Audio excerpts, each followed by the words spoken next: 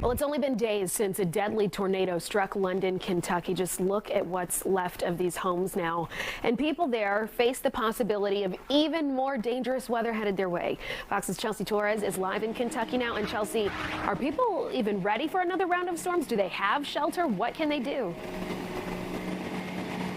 Yeah, you know, Alex, a lot of people are telling me they are on high alert. Fortunately, a lot of people that I've personally talked to are staying with family, they're staying with friends, or they have temporary housing. So that way they at least have somewhere to go tonight in case there is that storm. But to add on top of that, the National Weather Service will not have their weather alerts, their radio weather alerts today, and it's out through tomorrow as well. And that's just because they have a mandatory computer update that they have to do. But officials are telling people, make sure you have other kinds of alerts that you can get on your phone, and that's for most of the Kentucky area. I mean, out here you can see cars that have been almost look like they were through an explosion. Homes are gone. People have been salvaging through these piles of debris, ripped furniture for the past few days, trying to get anything that they possibly can save before a possible storm comes through here. I spoke to one little girl, super brave, and she tells me that her family has been trying to save items after the tornado came and tore their home apart. They were able to save it inside a garage and board it up as much as they could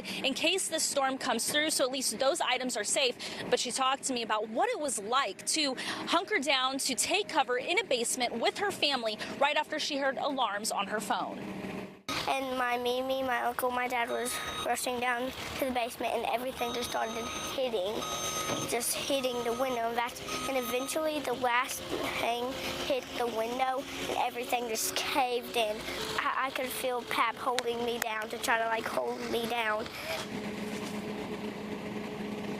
Ellie and her family made it out with a few minor injuries, and they tell me they are just so grateful that they are alive. And then down the street, the Combs family also kept family and friends in their basement. They say they laid on the ground and took cover under a piece of furniture.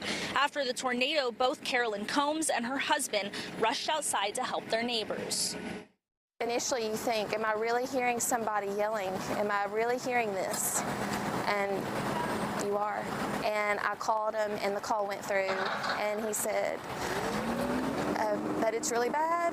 And he said, I am actually pushing houses off the road. He's like, please pray that I do not push a body.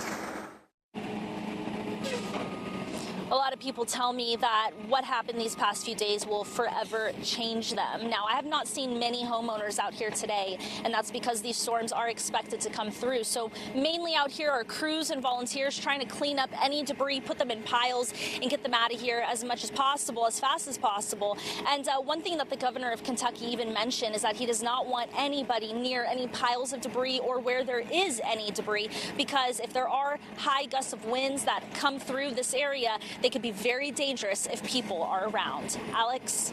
You just have no words when you see those images and hearing little kids describe how they survived those storms. It's just remarkable, Chelsea. Hopefully they can hunker down and stay safe. Thank you.